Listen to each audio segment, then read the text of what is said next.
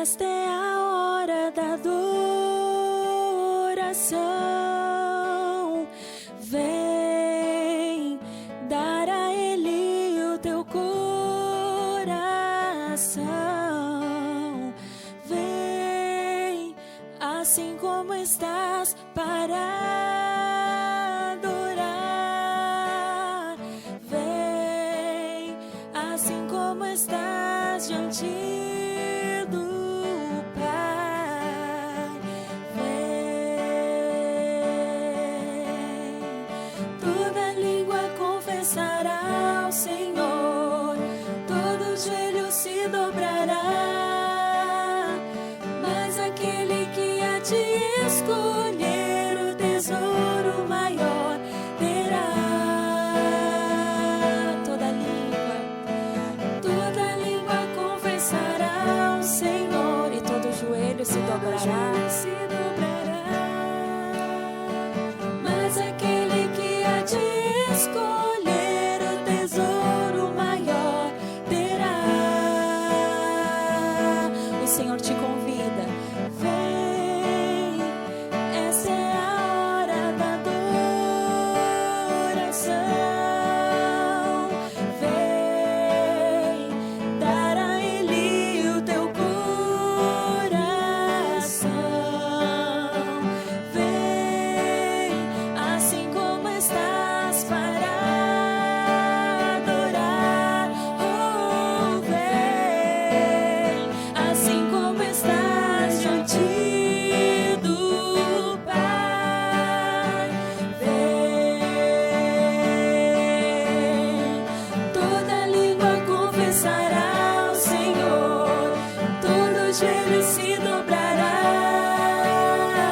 mas aquele que há de escolher o tesouro maior terá. Toda língua confessará ao Senhor, todo joelho se dobrará, mas aquele que há de escolher o tesouro maior terá.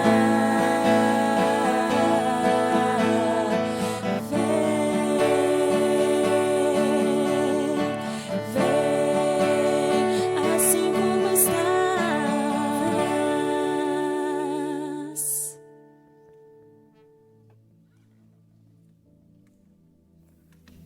A paz do Senhor Jesus seja sobre tua vida, querido irmão, querida irmã.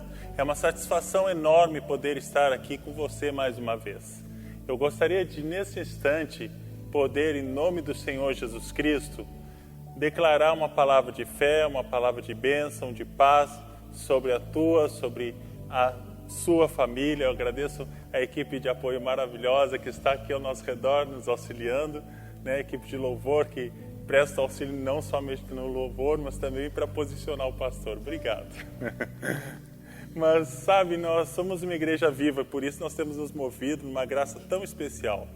Você tem comido da mesa do Rei? Tem se saciado com a presença dele?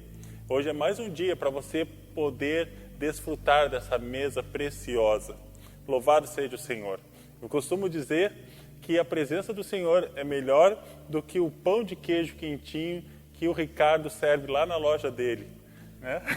Se você não conhece o pão de queijo do Ricardo, vai lá. Vai receber essa bênção e abençoar a loja dele também, em nome de Jesus. Sabe, na nossa família, nós cremos que Deus tem feito grandes coisas. E a nossa família se chama Família Metodista Wesley.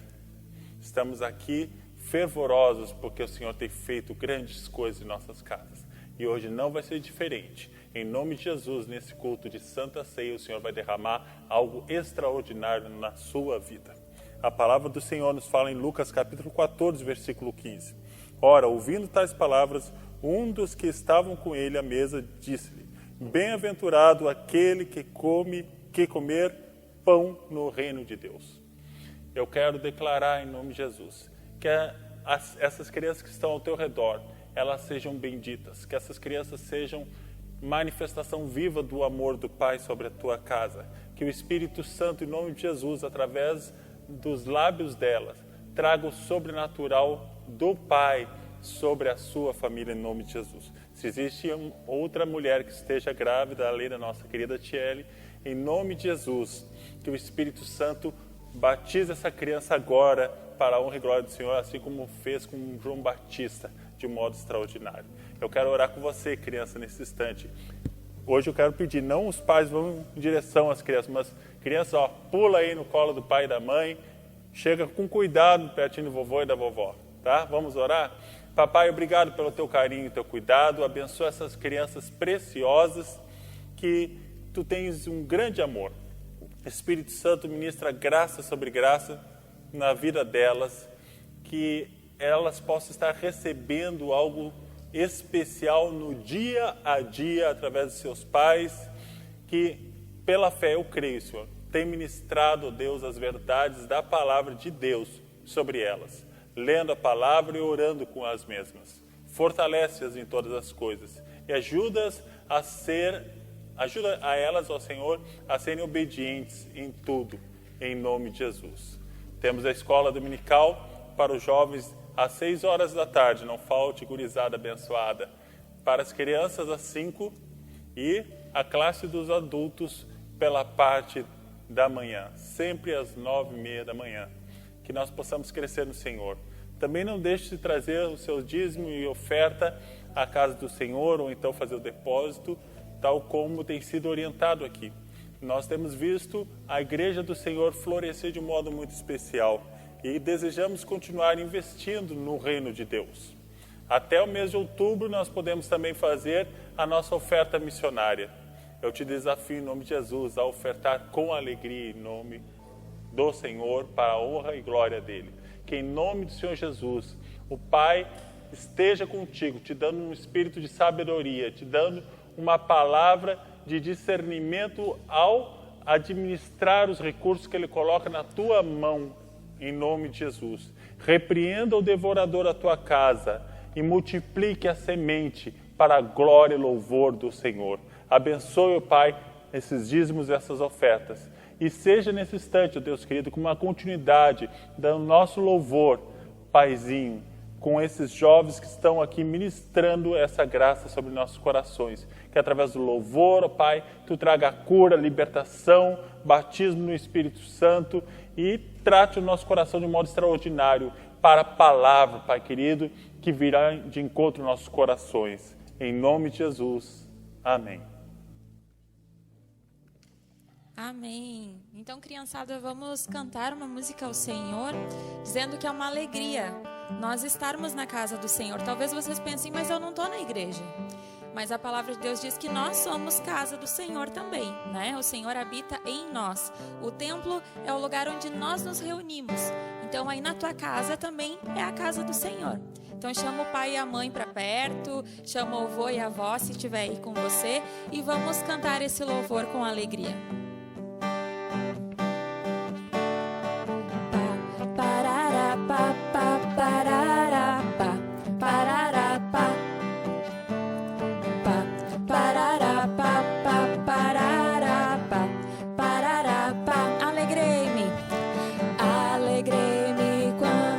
Disseram, vamos à casa do Senhor.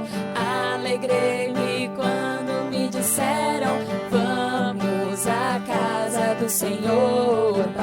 Parará, pa, pa, parará, pa, parará, pa, pa, parará, pa, pa, parará, pa, parará, pa. Alegria, alegria do Senhor é nossa força, a alegria do Senhor é nossa força, a alegria do Senhor é nossa força, a alegria do Senhor é nossa força. Parará, pa, pa, parará, pa, parará, pa, pa, parará, pa, pa, parará, pa, parará, pa. Se o Espírito de Deus está neste lugar, Ele se move, se move, se move em você. Se o Espírito de Deus está neste lugar, Ele se move, se move, se move em liberdade e paz. Parará, pa, pa, parará, pa, parará, pa,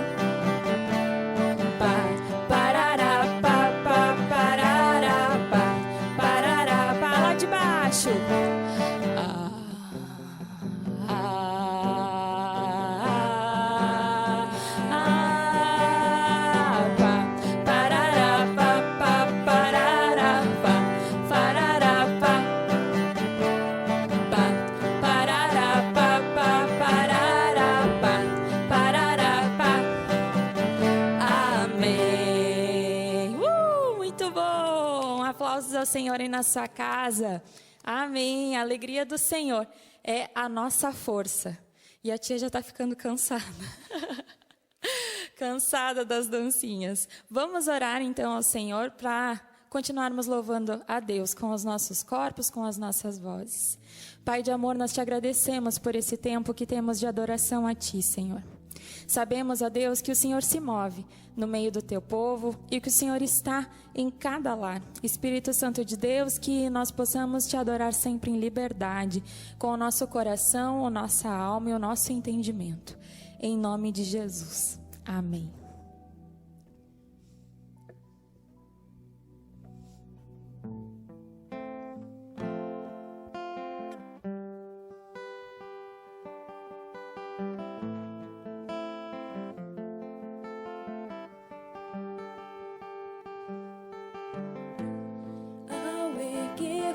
As mãos para adorar e clamarmos a Ti, Tu virás, nós viemos aqui te adorar, Deus de graça e favor. Ao erguermos as mãos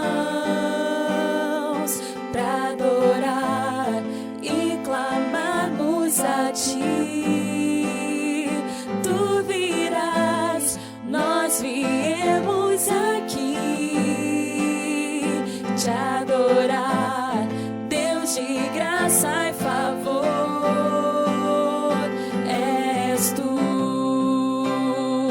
meu Senhor, digno és do meu louvor. Só Tu és, e todos dirão que és Tu, sim, és Tu. Ao erguermos as nossas mãos em Tua presença, Deus, ao erguermos as mãos para adorar o Teu nome, e quando clamamos a Deus, sabemos que Tu nos ouve, Tu virás, nós viemos aqui te adorar, Deus de graça e favor. Diga assim: és Tu, Deus, és Tu, meu Senhor.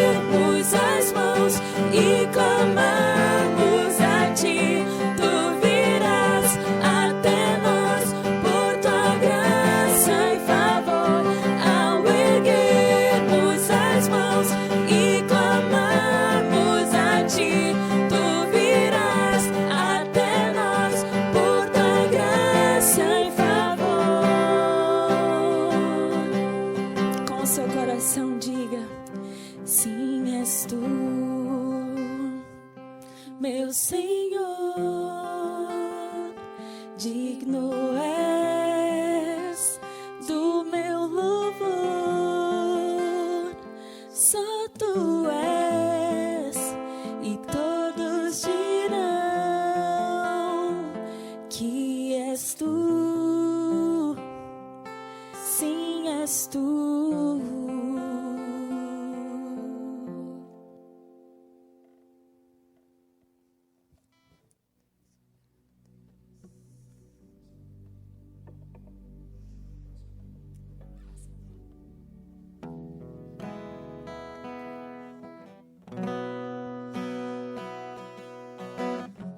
Nós temos tantos motivos para agradecer ao Senhor.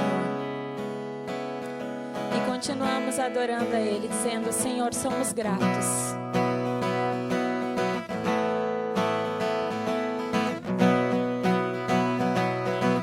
Aqui diante de ti, eu tenho tanto pra te agradecer. Graças dou, graças dou. O que me deste, Senhor, por tantas bênçãos que eu não posso ver. Graças dou, graças dou. Com meu coração e o meu louvor, com as mãos aos céus, louvo-te, Senhor. Graças dou, sempre a ti eu graças dou. Graças dou, sempre a ti eu graças dou. Graças dou.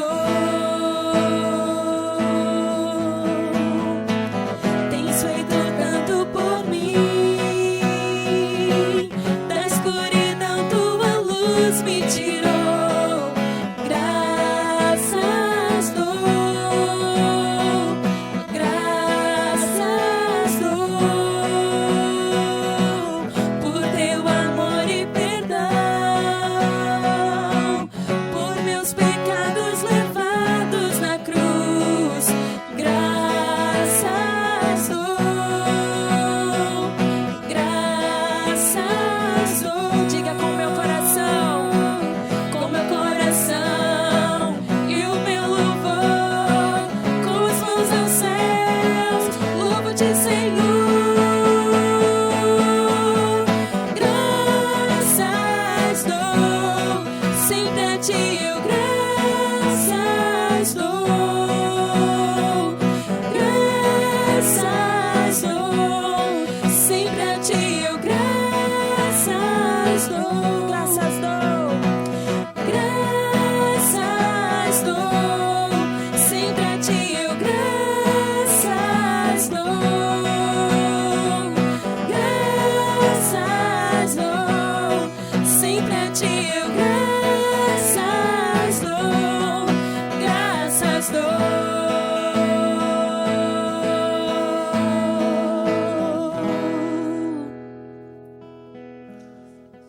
Nós somos gratos a ti, Senhor. Gratos porque o Senhor nos alcançou e levou sobre si todas as nossas iniquidades, todas as nossas dores. Te agradecemos, ó Deus, porque Tu és essa luz que resplandece sobre nós. E porque podemos Te encontrar, podemos ter liberdade de ter acesso ao Pai através do Teu sacrifício, Senhor Jesus. E um dia sabemos que em glória estaremos juntos adorando o Teu nome eternamente. Como uma só família, um só corpo. Você espera isso? O anseio do cristão deve ser essa vida com Deus, eterna. Porque nós temos aqui é passageiro.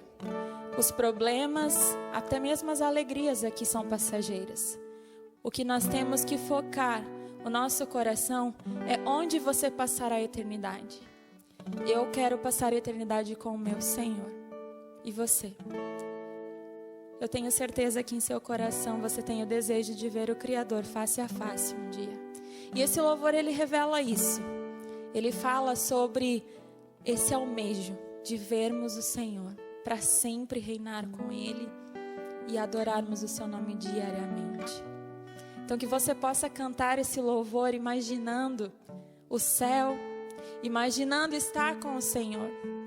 E que esse desejo seja ardente no seu coração ao ponto de que você não queira passar isso sozinho, mas proclamar o nome do Senhor a todos os outros, para que muitos possam também adorar eternamente ao Senhor.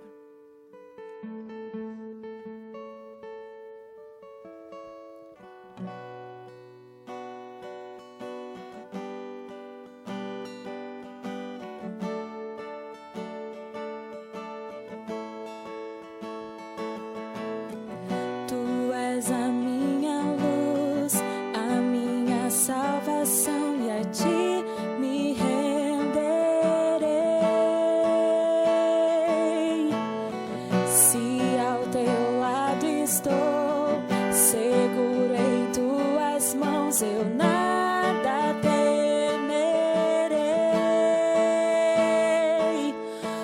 Oh, tu és santo, ó Senhor. Oh, tu és digno de louvor, só em ti confiarei. Eu nada temerei, em frente eu irei, pois eu sei que vivo estás e um dia voltarás do céu pra nos buscar, pra sempre reinarás. Aleluia.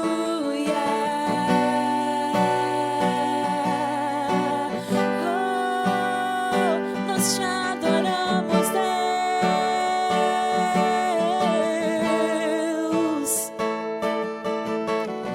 Tu és a minha luz, a minha salvação, e a ti me renderei.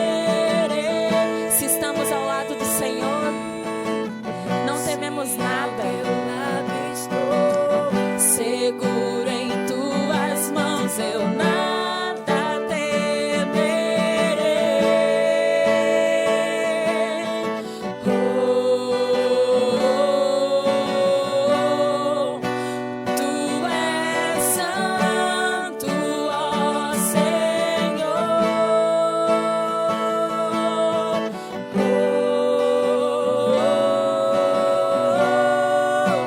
Tu és digno de louvor, só em ti confiarei.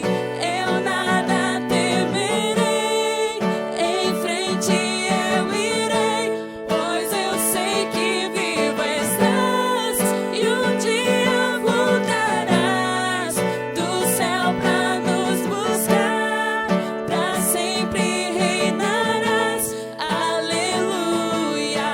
Só em ti confiarei, eu nada temerei, em frente eu irei, pois eu sei que vivo estás e um dia voltarás do céu pra nos buscar, pra sempre reinarás.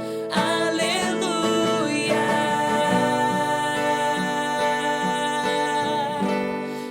Aleluia.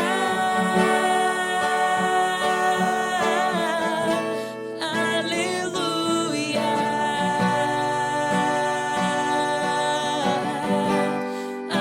Aleluia. Vem Jesus, vem Jesus, vem Jesus. Maranata, ora vem Senhor Jesus. Vem Jesus, vem Jesus. Maranata, ora vem Senhor Jesus. vem Jesus, vem Jesus sobre nossas casas, ó Deus, sobre nossas vidas, sobre nosso pensar. Que o nosso proceder seja o Senhor. Vem Jesus, vem Jesus, vem Jesus.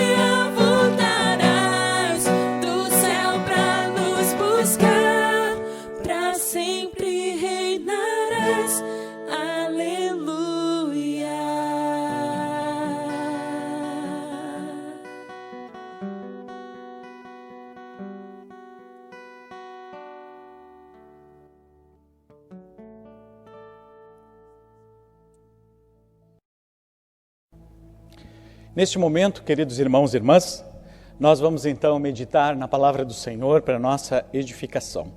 E eu convido você a abrir a sua Bíblia no Evangelho de Marcos, capítulo de número 12, e nós vamos fazer a leitura dos versículos de 28 a 34. Marcos 12, do 28 ao 34, que fala do grande mandamento. Então, façamos a leitura desta palavra. Chegando um dos escribas, tendo ouvido a discussão entre eles, vendo como Jesus lhes houvera respondido bem, perguntou-lhe: qual é o principal dos mandamentos? Respondeu Jesus: o principal é: ouve, ó Israel, o Senhor nosso Deus é o único Senhor. Amarás, pois, o Senhor teu Deus de todo o teu coração, de toda a tua alma, de todo o entendimento e de toda a tua força. E o segundo é: amarás o teu próximo como a ti mesmo. Não há outro mandamento maior do que estes. Disse-lhe o escriba: muito bem, mestre, e com verdade disseste que ele é o único, e não há outro senão ele, e que amar a Deus de todo o coração, de todo o entendimento e de toda a força, e amar o próximo como a si mesmo, excede a todos os holocaustos e todos os sacrifícios. Vendo Jesus que ele havia respondido sabiamente, declarou-lhe: não estás longe do reino de Deus. E já ninguém mais ousava interrogar Jesus. Amém. Que o Senhor abençoe então essa palavra. Queridos irmãos e irmãs, ser cristão não é fácil. E também, acredito que nunca ninguém disse que seria fácil ser cristão. Porque nós precisamos manter a nossa fé, aquilo que nós acreditamos, diante de um mundo que pensa e que age em outra direção totalmente oposta às direções do reino de Deus. Além disso, nós precisamos também, além de manter a nossa fé diante de um pensamento e de uma postura do mundo que está longe dos mandamentos do Senhor, nós temos que enfrentar também uma outra questão que já é uma questão interna nossa da igreja, que já passa para dentro do corpo, que é também aprender a trabalhar com as múltiplas interpretações, experiências e ações da própria igreja. Seja a igreja de uma forma universal, espalhada por todos os lugares, todos os países ao redor do mundo, ou seja também as interpretações, as ações e as experiências diferentes dentro de apenas uma comunidade de fé. E esse desafio da fé cristã, do Evangelho, foi algo que Jesus também experimentou de uma forma muito concreta na sua vida ministerial, no tempo em que ele esteve proclamando a mensagem do reino de Deus, não apenas de palavras, mas também no poder do Espírito Santo.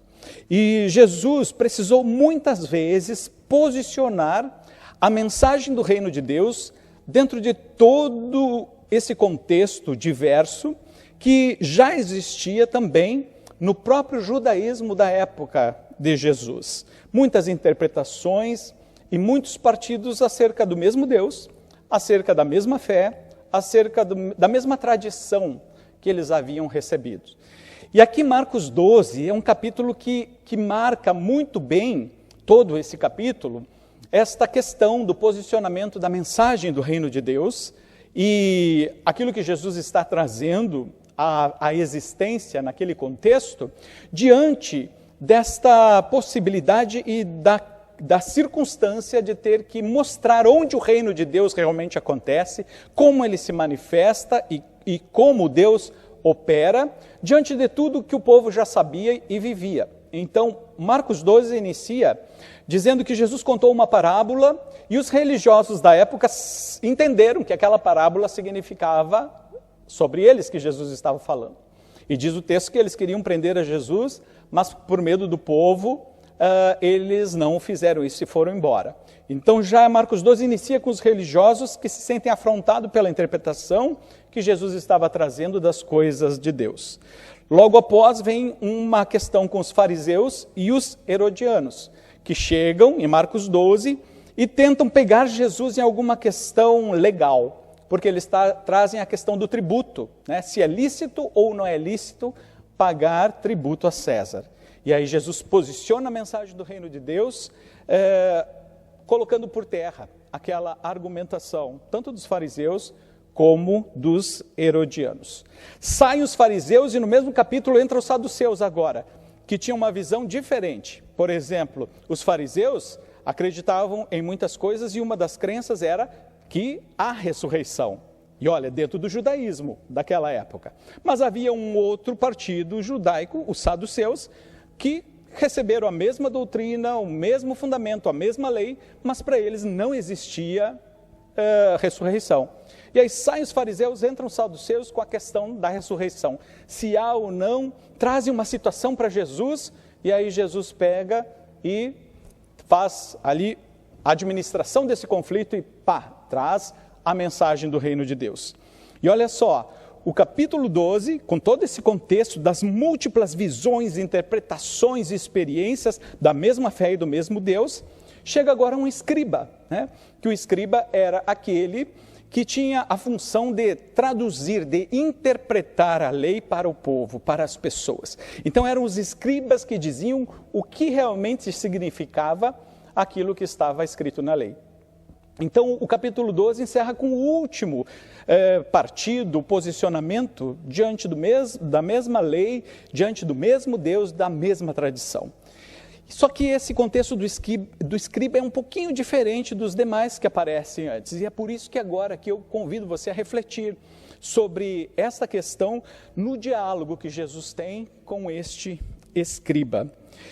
Agora a gente precisa pensar qual foi a motivação que realmente estava no coração desse escriba ao chegar para Jesus e já vendo que ele havia vencido os religiosos, que já havia vencido, na sua palavra, os fariseus e os herodianos, já havia feito calar os saduceus, né? E agora ele, como escriba, traz uma palavra também.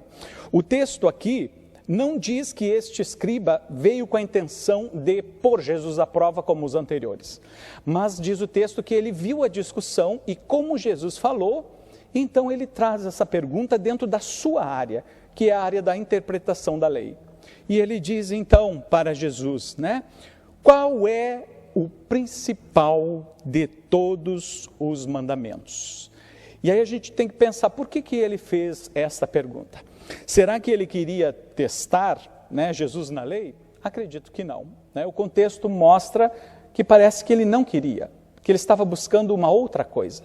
E talvez ele fez essa pergunta justamente porque ele tinha domínio da interpretação da lei, mas ele percebia na vida de Jesus e no ensinamento de Jesus algo que lhe faltava, algo que ele não conseguia compreender diante daquilo que ele dominava e ensinava às demais pessoas de qual era a vontade de Deus revelada na lei. Então eu não vejo a motivação dessa pergunta como uma prova, mas como alguém que quer saber algo que eu ainda não vivi, algo que talvez não seja aquilo que eu domino e que se tornou a minha área de, onde eu me sinto bem, onde eu me sinto confortável. E então Jesus responde, já que você quer saber qual é o principal de todos os mandamentos, eu te digo. E aí Jesus responde, o maior de todos é aquele que diz, ouve, ó Israel. E olha só, o que Jesus traz. O Senhor, nosso Deus, é o único Senhor. Jesus já começa invocando o mandamento por completo.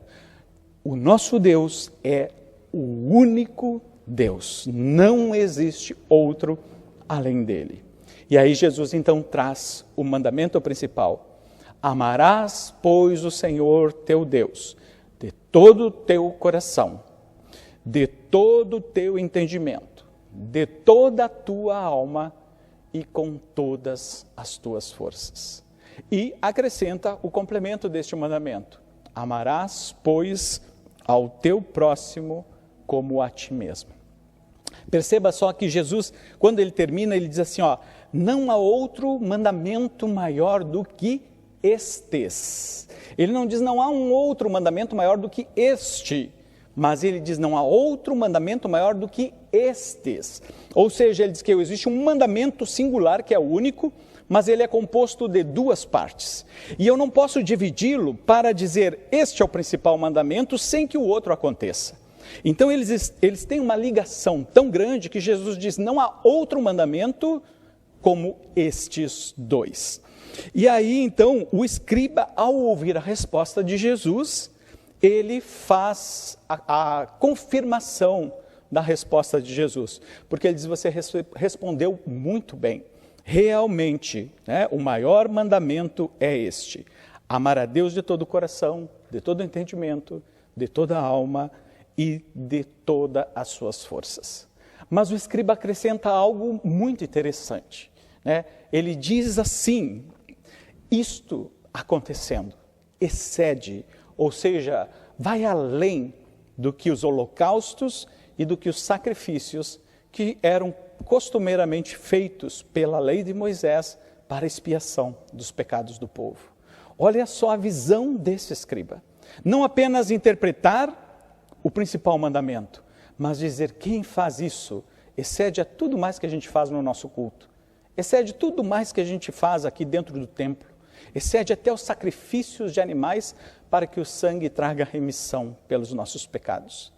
E aí quando Jesus ouve essa resposta, ele diz, você respondeu com sabedoria, ou seja, ele completou com sabedoria. Jesus estava dizendo, você entendeu, realmente você entendeu aquilo que está na essência do que você ensina. Mas Jesus traz uma observação que a gente precisa prestar muita atenção nela. Porque Jesus diz para este homem, diferente de muitos outros escribas, ele diz assim, você não está longe do reino de Deus.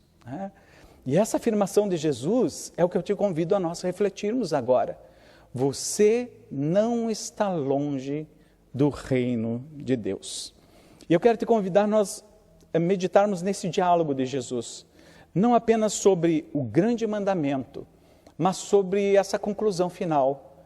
Você não está longe do reino de Deus. E aí eu quero te convidar, querido irmão, querida irmã, para a gente analisar então esse diálogo e este mandamento. E em primeiro lugar, quando Jesus traz o resumo de toda a lei e também o fundamento do reino de Deus, Jesus apresenta este fundamento como sendo o cumprimento daquele mandamento principal, o maior de todos. Ou seja, amar a Deus em primeiro lugar.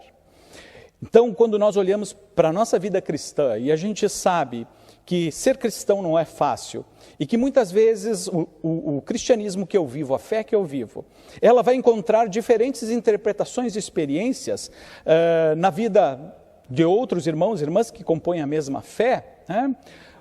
Como eu resolvo esses conflitos? Como eu consigo estabelecer pontes que mantenham firmes os fundamentos do reino, não o quebrem, mas que a gente possa conviver com essa multiplicidade de experiências, de interpretações, de ações. Eu já não estou trazendo isso nem com o mundo, eu já estou falando só dentro da igreja. Essa grande gama, né, de tantas interpretações e experiências que nós temos. Mas quando nós analisamos esse diálogo e este mandamento, nós entendemos. Tudo começa primeiramente no nosso relacionamento com Deus. Então, o início da minha vida cristã precisa começar o meu relacionamento pessoal, particular, com este Deus que é único. Não há outro além dele. É isso que cremos, é isso que pregamos. E é isso que Jesus veio dizer. E este Deus único tem um reino, do qual ele vai se revelar depois como a porta para este reino. Então, grave bem isso. Nossa vida cristã, ela começa na primazia, no nosso relacionamento pessoal com Deus. Amarás, pois, o Senhor teu Deus de todo o coração, de toda a alma, de todo o entendimento e com todas as tuas forças. E aqui, quando nós paramos para olhar um pouquinho este mandamento, e olha só, lembrando, como eu falei, não é um mandamento isolado, mas ele é um mandamento composto de duas partes, amar a Deus e o próximo. Só que quando fala amar a Deus, também existem 4 dimensões que são colocadas para que este amar a Deus, para que a minha experiência pessoal com Deus, ela se revele. Ou seja, o coração, a alma, o entendimento e as forças. Então, eu posso sim amar a Deus nessas 4 dimensões para que realmente eu possa dizer, eu amo a Deus, a minha vida está centralizada nele. Se essas 4 partes estiverem agindo simultaneamente, então este primeiro momento do mandamento, ele se cumpre na nossa vida cristã. O que seria amar a Deus com todo o coração? Com todo o coração, eu diria para você, seria amar a Deus com os nossos sentimentos, mas também com as nossas escolhas e a nossa decisão. Uma vez que o coração, dentro do que nós entendemos, é aquilo que guarda as nossas decisões, mas também é a sede das nossas emoções. Então eu amo a Deus, não apenas com os meus sentimentos, mas eu amo a Deus em todas as minhas decisões. O que seria amar a Deus com toda a minha alma, né? E aqui a alma entra numa parte que eu diria para vocês assim, numa dimensão do transcendente, porque sentimentos eu sei, escolhas eu sei administrar e sei entender.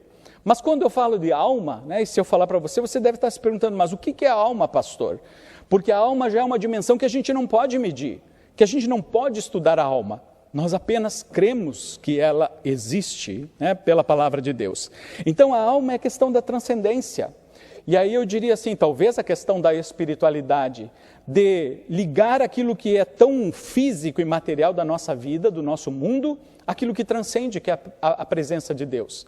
Então amar a Deus de todo o coração tem também essa dimensão, onde eu preciso saber que este Deus não é alguém que eu defino, alguém que eu digo onde ele começa e onde termina e deu, mas é um Deus que transcende e ele é o único, não existe outro além dele. Então é a questão da espiritualidade, amar a Deus com toda a minha alma, com toda a minha espiritualidade, com tudo aquilo que me transcende.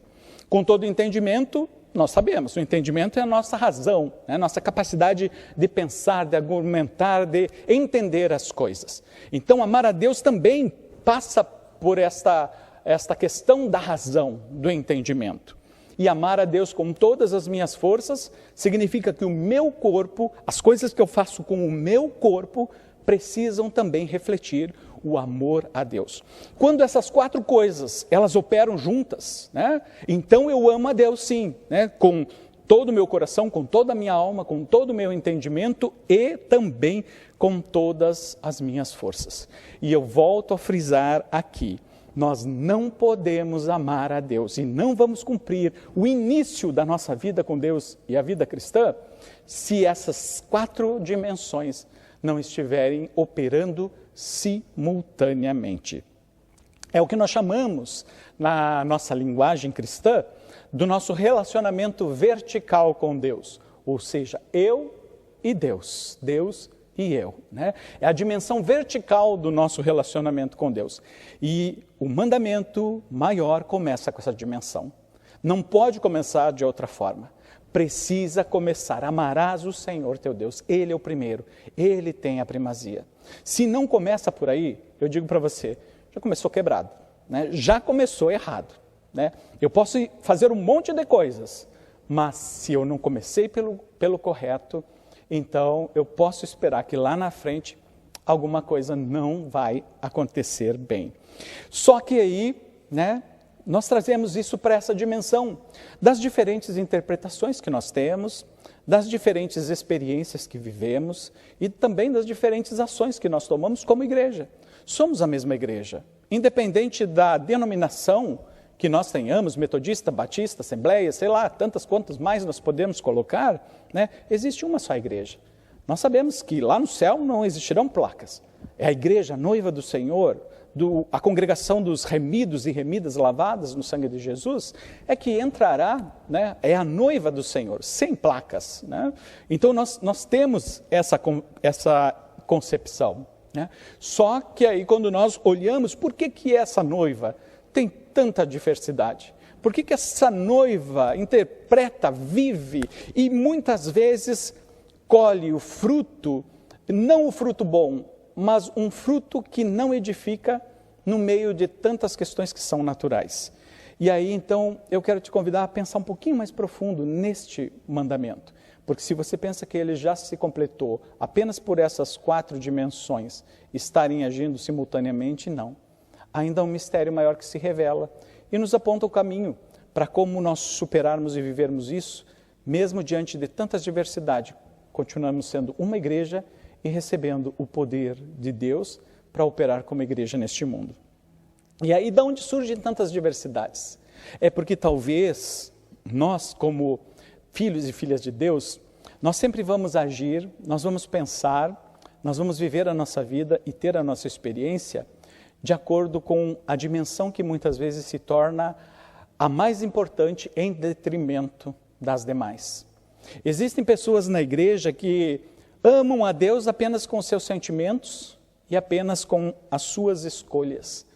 Elas não conseguem viver a parte da transcendência do espiritual, ou não conseguem entender ou não aceitam a parte racional, o estudo, né, teológico, as coisas que nos ajudam a compreender o amor de Deus, ou até mesmo, né, olham a parte física, material do mundo e dizem, isso aí é o que menos importa.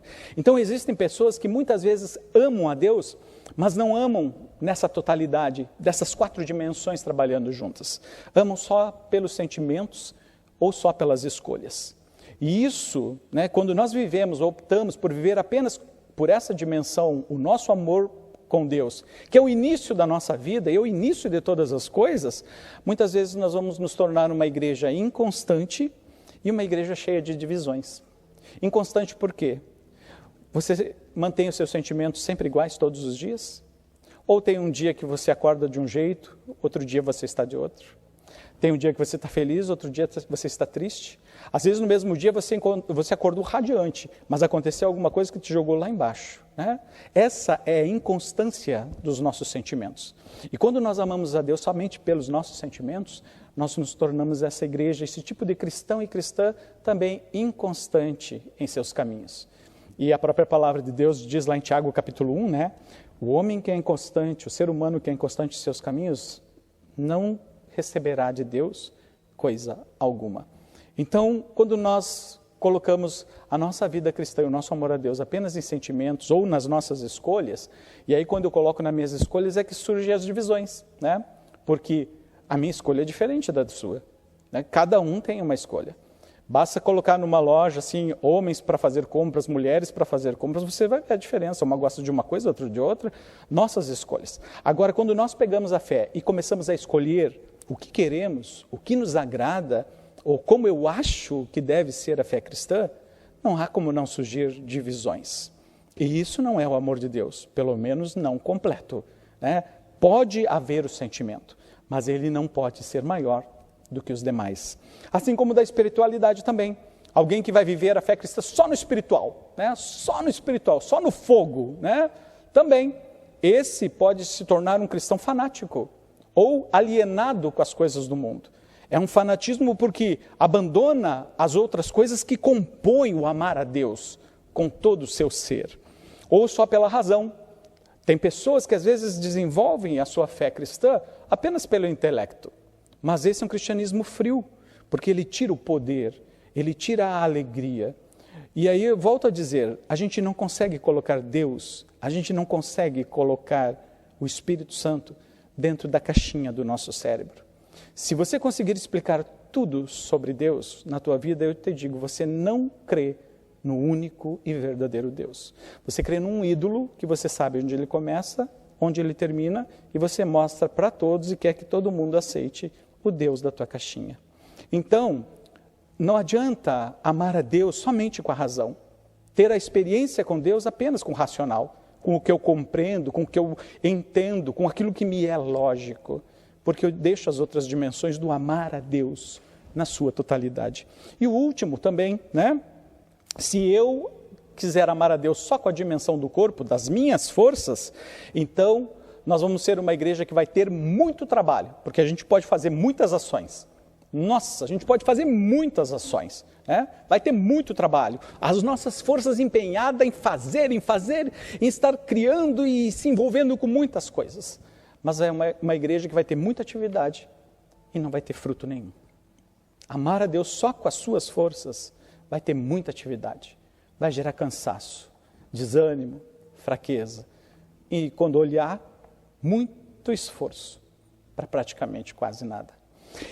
Então, querido irmão, querida irmã, amar a Deus acima de todas as coisas, precisam essas 4 dimensões estarem trabalhando simultaneamente. E aí, só depois, quando a primeira parte deste mandamento se cumpre, é que entra o amar ao próximo como a si mesmo. Por quê? Porque se eu sou alguém que me relaciono com Deus somente pelas minhas escolhas, como é que eu vou amar o próximo? Somente pelas minhas escolhas. E eu também vou escolher quem eu amo e quem eu não amo. Se eu amar a Deus somente pelo espiritual, então eu só vou aceitar aqueles que também, né, amam a Deus como eu acho. Se eu amo a Deus somente pelo meu raciocínio, então é isso que eu vou passar pelas pessoas. Só que as pessoas, o próximo, a próxima, precisam receber o amor de Deus de uma forma inteira, de uma forma integral. Então, o começo é amar a Deus, é estar na presença de Deus, é ter essa dimensão vertical do meu relacionamento pleno e completo. Se ele estiver desequilibrado, o amor ao próximo, a nossa ação, será também uma continuidade desse desequilíbrio. Esse desequilíbrio na nossa relação vertical com Deus, pessoal de cada um de nós, como cristãos e cristãs, vai incidir diretamente na vida do nosso próximo. Agora, se o equilíbrio disso que é o início, o amor a Deus acima de todas as coisas, ele estiver bem, então ele alcançará a vida de outras pessoas, mas alcançará a vida de outras pessoas com o poder do reino de Deus, que vai muito além da nossa vida. A dimensão horizontal do amor de Deus está diretamente vinculada a esse equilíbrio na nossa vida como cristãos e cristãs. Já não é fácil ser cristão e cristã diante do mundo, mas às vezes é mais difícil ser cristão e cristã dentro da própria igreja, com tantas diferenças que existem em nosso meio. Mas se nós entendemos que muitas vezes essas diferenças partem do desequilíbrio, do cumprimento do primeiro mandamento, quando nós pegamos só uma parte e esquecemos das demais, então aí começa o caminho do conserto da cura, e onde o poder do reino de Deus começa a se manifestar. Porque hoje a igreja tem tantos discursos bonitos e pouco poder? Talvez porque nós estejamos em desequilíbrio naquilo que é a essência e é o primeiro das nossas vidas. Amar a Deus de uma forma plena, não apenas pela minha experiência, porque para mim foi assim, porque eu sempre vivi isso. Não, saber que existem outras, que embora eu não entenda, nas mãos de Deus elas se completam. E quero encerrar agora essa palavra, Quero encerrar essa palavra voltando à observação final de Jesus para aquele escriba, porque ele disse: você respondeu com sabedoria. E aqui tem algo, querido irmão, querida irmã, que nós precisamos refletir profundamente da nossa vida. Trazer a reflexão de qual tem sido o meu amor para com Deus. Se ele tem sido pleno nessas dimensões, ou se ele está em desequilíbrio. E eu tenho vivido a minha vida cristã nesse desequilíbrio. Porque Jesus falou para aquele escriba e disse justamente isso: você não está longe do reino de Deus. Eu diria que isso é uma palavra de grande alegria e de esperança. Imagina, Jesus falando isso para um escriba e dizer: você entendeu a lei, você entendeu então tudo, você tem essa compreensão. E Jesus dizer: você não está longe do reino de Deus. Eu me sentiria muito alegre, daria pulos de alegria se eu tivesse ouvido, sendo escriba, ouvido esse Jesus: poxa, eu estou no caminho certo, Oh, glória a Deus, o reino de Deus está pertinho de mim. Mas isso pode ser também um grande alerta, um grande perigo na nossa vida. Porque pode ser uma palavra de tristeza por ver alguém que está tão perto do reino de Deus, mas não consegue sair da sua zona da experiência, da sua zona, da sua reflexão, e entrar realmente na dimensão do poder que transforma do reino de Deus. Então, essa palavra de Jesus: você não está longe do reino de Deus, pode ser encarada com alegria e esperança, mas também pode ser um alerta muito grande. Você está tão perto e não consegue entrar. Você está na porta e não consegue viver esse poder. Você não consegue sair daquilo que você se habituou e fechou, o que é vida cristã, o que é cristianismo, o que é andar com Deus. Então, eu encerro essa palavra com essa reflexão sobre essa frase de Jesus: você não está longe. E John Wesley, quando ele fez um comentário sobre este versículo, exatamente sobre esse texto e esse versículo, ele fala uma coisa muito pesada, que quando eu li, eu fiquei refletindo, justamente nesse sentido que eu estou dizendo para vocês, Talvez quando a gente diga assim: você não está longe do reino de Deus, pode dar alegria, poxa, eu estou chegando lá. Mas às vezes pode dizer: puxa, você está tão perto e não entra na porta. E Wesley pega por essa vertente e ele diz assim: quando Jesus diz você não está longe do reino de Deus, é necessário que nós façamos também essa pergunta: e você? Você também não está na situação desse escriba? Tão perto, mas não vive. Não consegue ultrapassar a dimensão do que você colocou como cristianismo. Ou só sentimentos, ou só espiritual, ou só intelecto e razão, ou só trabalho, servir. Só uma delas. Quando as quatro precisam se formar no amor de Deus. Então Wesley diz assim: você também não está nessa situação? Você não está tão perto e não consegue viver a plenitude do poder do reino de Deus, do amor de Deus? E olha só, ele diz assim, se você responder, eu estou avançando, então ele diz assim, então prossiga. Seja um cristão genuíno, seja uma cristã genuína, ou seria melhor que você estivesse bem longe do reino de Deus, Porque quanto mais eu sei, mais Deus vai me cobrar. Então eu saber que eu estou tão perto e não avançar, não entrar, não crescer, Wesley disse, seria bom que você estivesse bem longe então do reino de Deus, para poder acolher este reino no seu poder desde o zero, desde a base. Queridos irmãos, queridas irmãs, acolham essa palavra no seu coração como palavra de Deus. Nós somos uma igreja múltipla, múltiplas experiências, múltiplas visões, múltiplas interpretações. Mas se nós vivemos o amar a Deus na sua plenitude, nós vamos servir na plenitude. Não adianta a gente querer servir na dimensão horizontal, se não começar primeiro no nosso relacionamento com Deus. Termos equilíbrio nesse relacionamento com Deus equilibrará também a nossa ação neste mundo. Hoje é um culto de Santa Ceia, E eu te convido, no momento da Santa Ceia, você estar celebrando ali algo que Jesus fez. E Jesus concentra neste momento da comunhão muitas ações, muitas coisas, mas ela significa uma coisa só. Deus amou o mundo de tal maneira que enviou Jesus, não para julgar o mundo, para salvá-lo. E é isso que nós colocamos.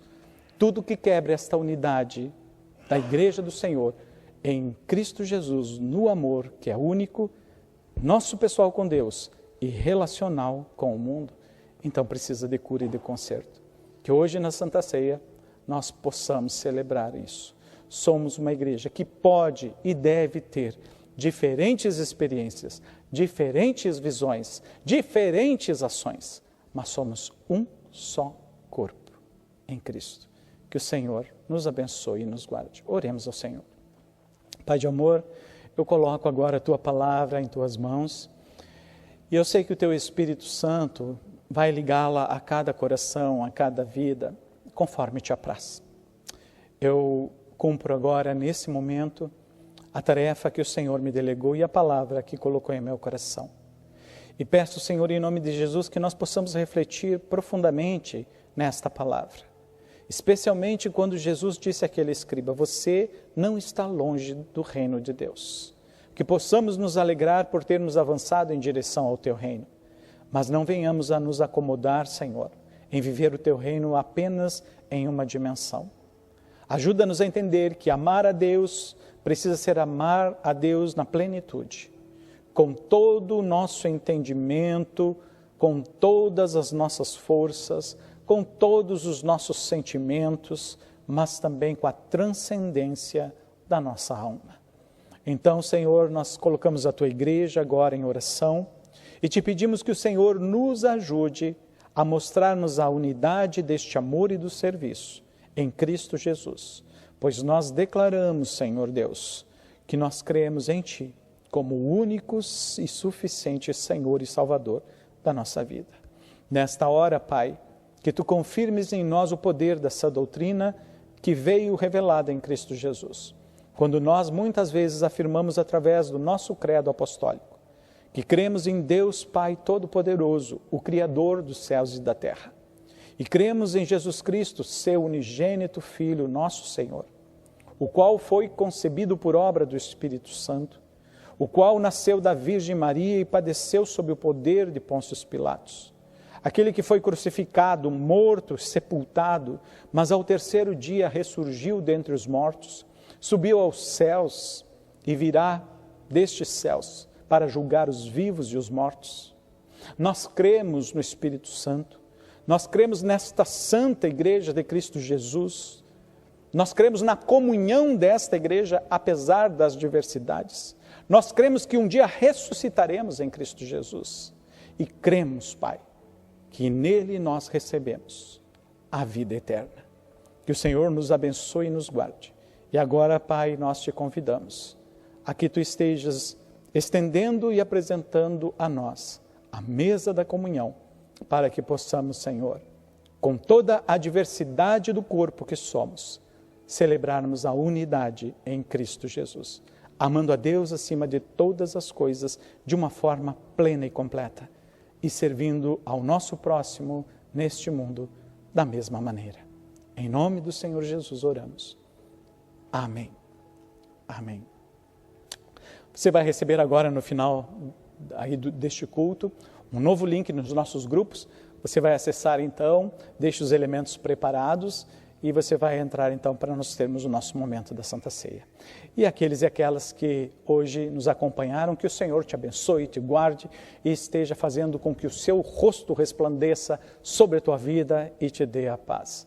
E abençoe a tua vida em todas as coisas que tu fizeres e que forem agradáveis ao Senhor nesta semana que se inicia. Deus abençoe, queridos irmãos e irmãs. Amém.